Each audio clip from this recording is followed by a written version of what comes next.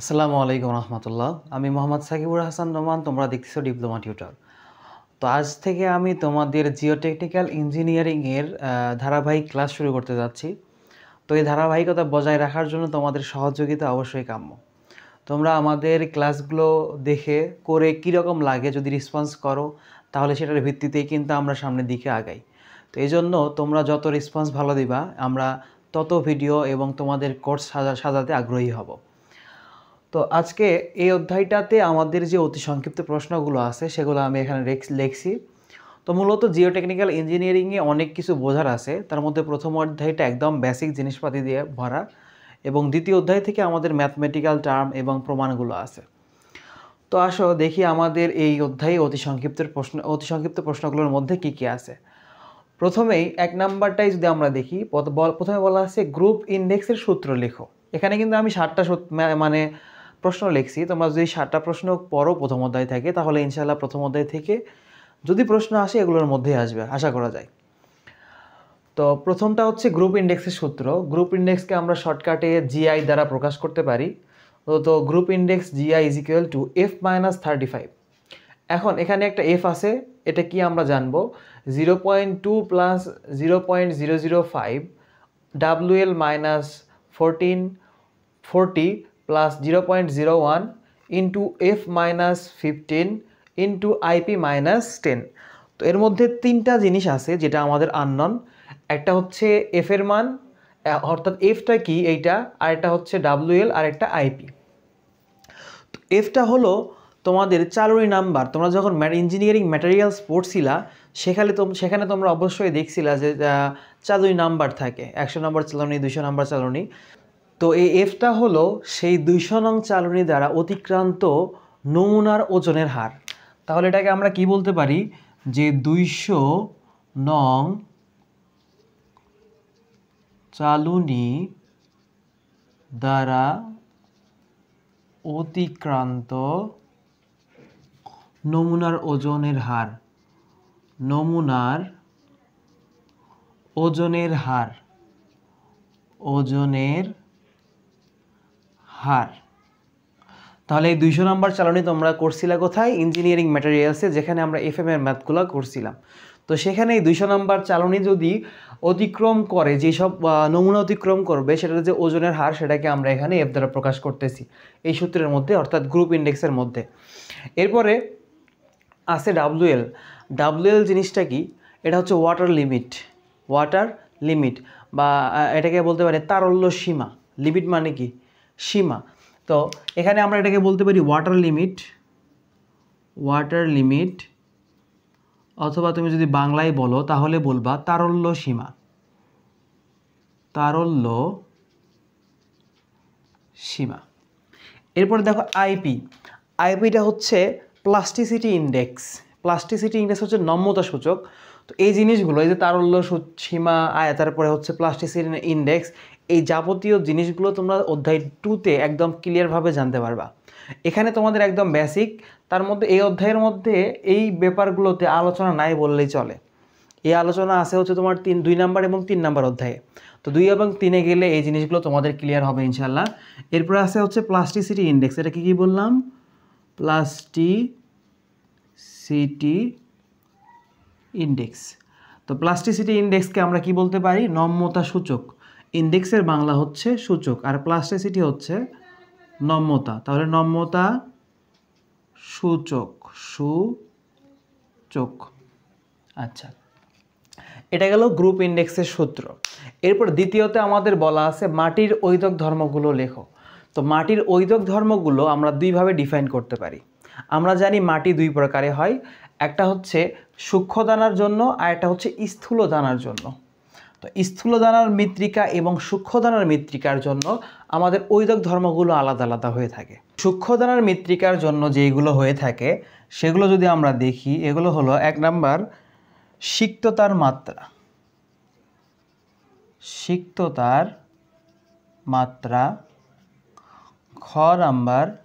2 number হচ্ছে নম্যতা সীমা। নম্যতা সীমা। দেখো এখানে একটু যদি টেকনিক্যালি পড়ো তাহলে কিন্তু মনে রাখা সহজ।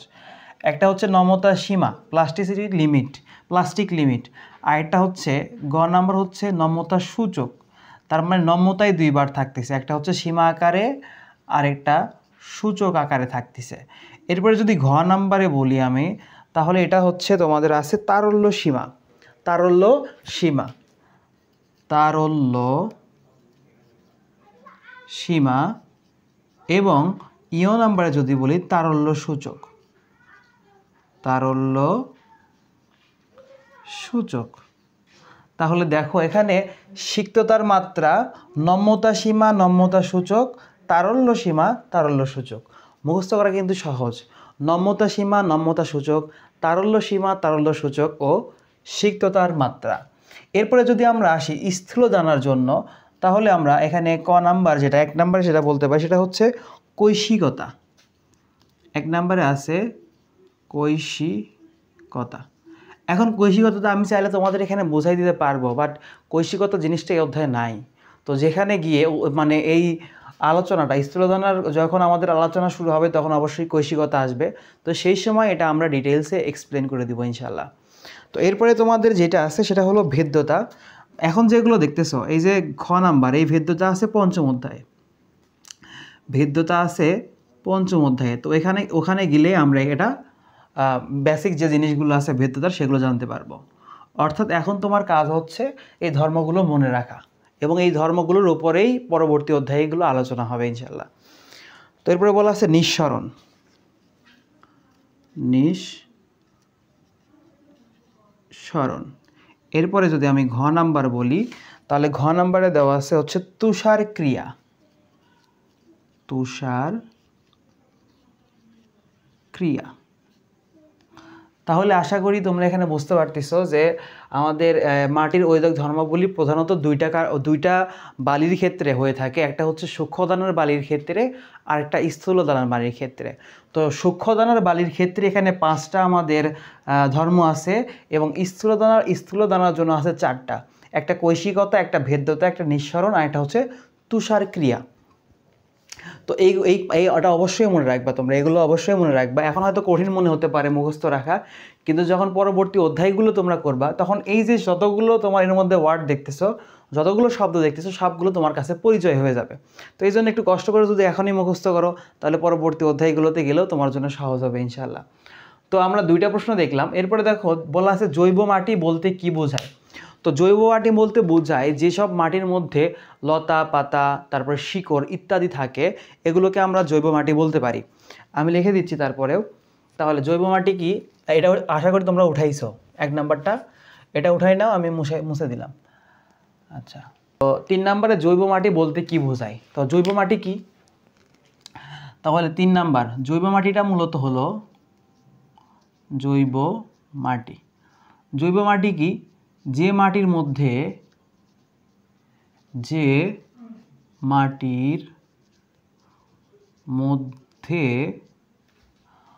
লতা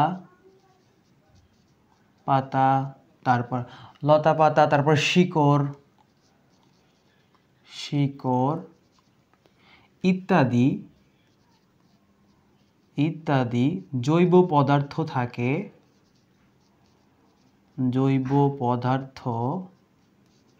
থাকে, তাকে জৈব মাটি বলে, তাকে জৈব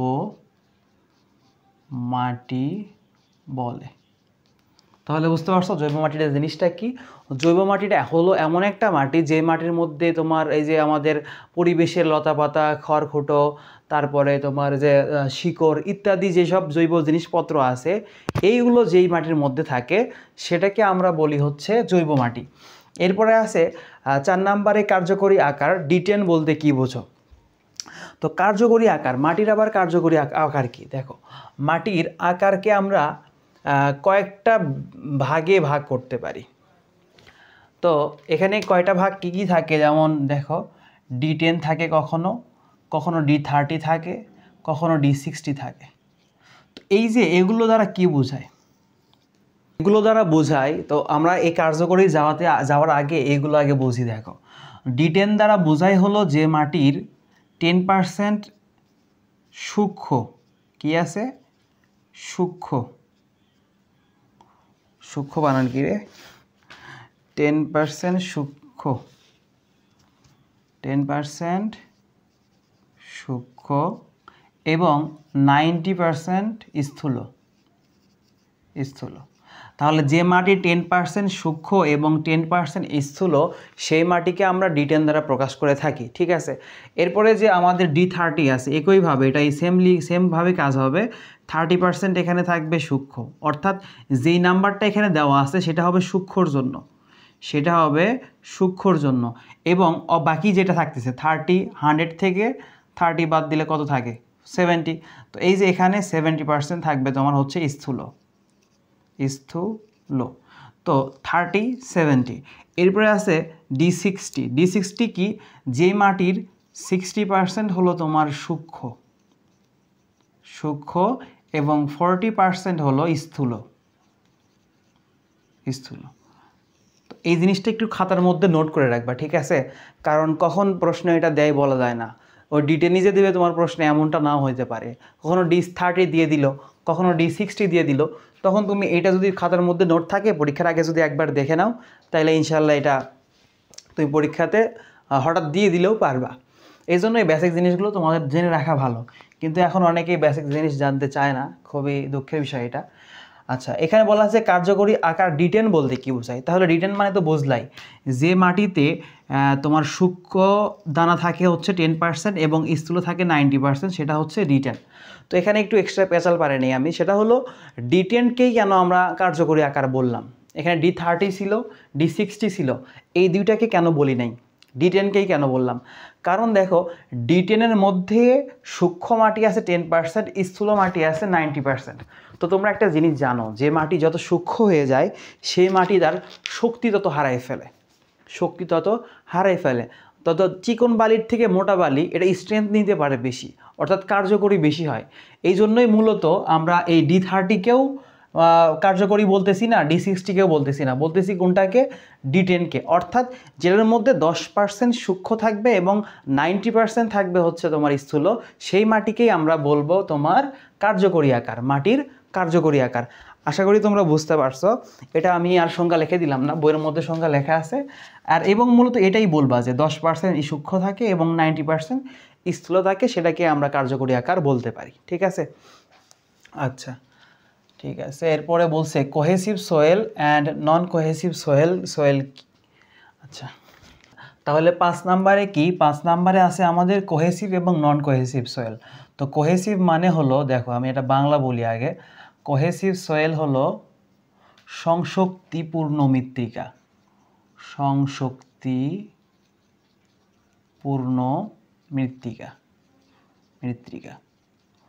তো কোহেসিভ সয়েল বা সংশক্তিপূর্ণ মৃত্তিকা কোনটা? যেই সব মৃত্তিকা পানি প্রাপ্ত হলে নম্যতা প্রাপ্ত হয়, মানে যেসব মৃত্তিকায় পানি দিলে নম্যতা প্রাপ্ত হয়, এগুলোকে আমরা বলি কোহেসিভ সয়েল। কি বলি? কোহেসিভ সয়েল কাকে বলি? যে সকল মাটিকে মৃত্তিকায় পানি দিলে বা পানির সংস্পর্শে আসলে নম্যতা প্রাপ্ত হয় তাদেরকে কোহেসিভ সয়েল বলে।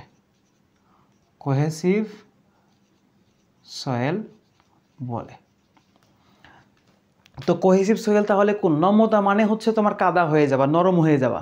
তো নরম হয় জেনারেলি কোনগুলা বলো তো?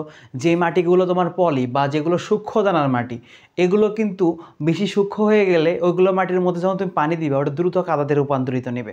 কিন্তু যেই মাটিগুলো, যেমন আমাদের ঘর বাড়ি করার সময় মোটা দানার বালি আনা হয় না, এই মাটিগুলোর মধ্যে যখন তুমি পানি দিবা, দেখবো ওই বালিটা কিন্তু কাদা প্রাপ্ত হবে না, পানিটা শুষে নিবে এবং উপরিস্তরটা শক্ত থাকবে। তো এই জন্য দুইটা ভাগে ভাগ করা হয় মাটিকে, একটা হচ্ছে কোহেসিভ সয়েল আর একটা হচ্ছে নন কোহেসিভ সয়েল। তো সংশক্তিপূর্ণ যে মৃত্তিকা, সেটার ক্ষেত্রে কি হবে? এটা নম্যতা প্রাপ্ত হবে, এটা মনে রাখো। নম্যতা প্রাপ্ত হয় কখন? যেটা হচ্ছে সংশক্তিপূর্ণ বা কোহেসিভ সয়েল, সেটার ক্ষেত্রে নম্যতা প্রাপ্ত হয়। আর নম্যতা প্রাপ্তর উদাহরণ হচ্ছে যেমন পলি ও কাদা। কাদামাটি দেখছো না, কাদামাটিতে কি হয়, অল্প একটু কাদামাটি যখন শুকাই যায় তখন শক্ত হয়, বাট যখন পানি পায় তখন কিন্তু সাথে সাথে নরম হয়ে যায়, ঠিক আছে। আর ওই কণাগুলো একটু সূক্ষ্ম দানার কণা, ওই কণাগুলো হচ্ছে সূক্ষ্ম দানার কণা। এখন আচ্ছা, তারপরে আমরা কি দেখব, নন কোহেসিভ সয়েল। নন কোহেসিভ সয়েল কি দেখো, কোহেসিভ সয়েল। তো নন কোহেসিভ সয়েলটা হচ্ছে অসংশক্তিপূর্ণ, অসংশক্তিপূর্ণ বা সংশক্তিহীন মৃত্তিকা, যেটা বলো তুমি মৃত্তিকা। তাহলে এটারই বিপরীত হবে, এটারই বিপরীত হবে। এটাতে কি বলা আছে, এটাতে বলা আছে হচ্ছে তোমার নম্যতা প্রাপ্ত হয়। নম্যতা প্রাপ্ত হলে যদি কোহেসিভ সয়েল হয়, তাহলে নম্যতা প্রাপ্ত না হলে সেটাকে কী বলবো আমরা, নন কোহেসিভ সয়েল বলবো। তাহলে সেম জিনিস, শুধু এখানে লিখে দিবা কি, নম্যতা প্রাপ্ত হয় না, নম্যতা প্রাপ্ত হয় না, সেম সংজ্ঞা, শুধু এই নম্যতা প্রাপ্ত হয়ের জায়গায় লিখবা নম্যতা প্রাপ্ত হয় না। এটার উদাহরণ কি হতে পারে, এটার উদাহরণ হচ্ছে বালি, এটার উদাহরণ হচ্ছে বালি। আচ্ছা, তাহলে এটার উদাহরণ দিবা হচ্ছে যেমন বালি। বালিতে আমরা পানি দিলে পানিটা শোষণ করে নেয়, কিন্তু এটা কিন্তু নরম হয় না, বালি কিন্তু কি হয় না, নরম হয় না। আচ্ছা ঠিক আছে, এরপরে 6 নম্বর প্রশ্নটা দেখো, বলছে জিওটেকনিক্যাল ইঞ্জিনিয়ারিং কি। জিওটেকনিক্যাল ইঞ্জিনিয়ারিং কি? তো জিওটেকনিক্যাল ইঞ্জিনিয়ারিংটা হলো মূলত আমাদের ইঞ্জিনিয়ারিংয়ের যে শাখায় মৃত্তিকা নিয়ে আলোচনা করা হয়, মৃত্তিকা নিয়ে আলোচনা করা হয়, এটাকেই বলতেছি আমরা জিওটেকনিক্যাল ইঞ্জিনিয়ারিং। এটার সংজ্ঞা তোমরা বইয়ে পেয়ে দেবা। তো যেগুলো বোঝানোর জিনিস আমি সেইগুলো তোমাদেরকে বোঝাচ্ছি। আর জিওটেকনিক্যাল ইঞ্জিনিয়ারিং এটা তো তোমরা বুঝতেই পারতেছো কি, এবং বইয়ের মধ্যে সংজ্ঞা দেওয়া আছে, এই জন্য এটা আর আমি লিখে দিলাম না। এখানে 7 নম্বরে খুবই গুরুত্বপূর্ণ জিনিস, এটা তুমি যেখানেই যাও না কেন, যেই সাবজেক্টেই যাও না কেন, দেখবা এই জিনিসগুলো কিন্তু বারবার ঘুরে ঘুরে আসে।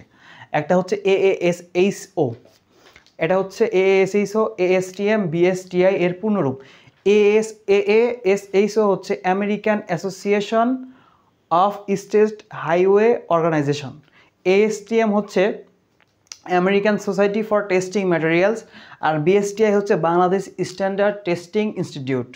তো এই জিনিসগুলো পূর্ণরূপগুলো, এগুলো তুমি অ্যাজ এ সিভিল ইঞ্জিনিয়ার হিসাবে তোমাকে কিন্তু অবশ্যই মনে রাখতে হবে, এগুলো অবশ্যই তোমাকে মনে রাখতে হবে। তো আজকে আলোচনা একটু বেশি হইলো, কারণ তোমার এই অধ্যায়ের বেসিক জিনিসগুলো এখানেই আছে। তো এই বেসিক জিনিসগুলো থেকেই বারবার প্রশ্ন হয়। তো এই প্রশ্নগুলোই যদি, এই 7টা প্রশ্ন যদি তুমি ভালোভাবে পড়তে পারো, তাহলে ইনশাআল্লাহ আশা করা যায়, যদি প্রশ্ন ফেভারে হয় তাহলে এখান থেকে কমন পাবে ইনশাআল্লাহ। তো দেখা হচ্ছে তোমাদের পার্ট 2তে, লেকচার 2তে। সে পর্যন্ত ভালো থাকো, সুস্থ থাকো, আল্লাহ হাফেজ, আসসালামু আলাইকুম রহমতুল্লাহ। এত সুন্দর।